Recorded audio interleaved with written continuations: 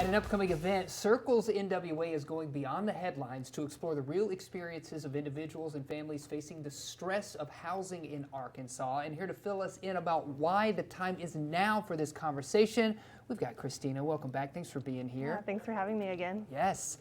First of all, remind us of what you do there at Circles NWA. Yeah, Circles is a poverty reduction initiative that helps low-income individuals and families pursue upward mobility from poverty. And we match people from upper middle class with those who are from a poverty background, and together they commit to walking alongside each other over 18 months as the circle leaders pursuing their goals to move out of poverty. That's amazing. I mean, that's just an amazing way to think about it and kind of tackle that.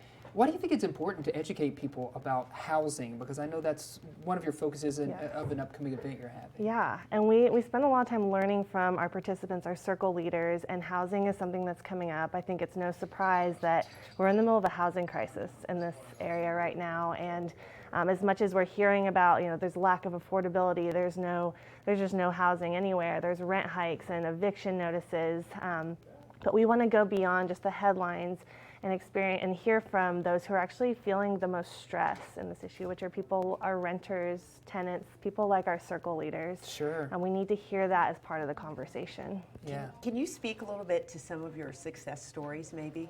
Yeah. I mean, a lot of what we're trying to do in Circles is those closest to the problem, we feel like they're closest to the solutions. And so we've seen people be able to pursue new jobs and new careers and actually experience some of that increase in income. But also, we're working with Fayetteville City Council right now to get them to declare a housing crisis, say that this is a problem. And that was sparked by our circle leaders and what they were experiencing and what they were saying, we need to do this for our community. So it was really led by the people, the constituents. And when we talk about the stress of housing, how does that play out? What does that mean? What does the word stress mean in that context? Yeah, exactly. So, I mean, we keep hearing about the lack of affordable housing. That can mean a lot of things to people, but ultimately, also in Arkansas, there's a lot of lack of protections for renters. And so if you're experiencing a negative situation, maybe it's a poor housing conditions, or maybe just the rent is going up. A lot of times, most of the times, really all you have, your only options are to maybe move out. Yeah. There's not a lot of recourse. And then that goes head-on collision with the lack of affordable, available housing. And so when you don't have protections, you don't have options, you find yourself in this place of extreme stress. Yeah. And we're really seeing families in that place where it's a lot of opportunity to destabilize, a lot of families that you wouldn't necessarily think of as being close to being homeless. They're actually really teetering on the edge of that right now. Sure.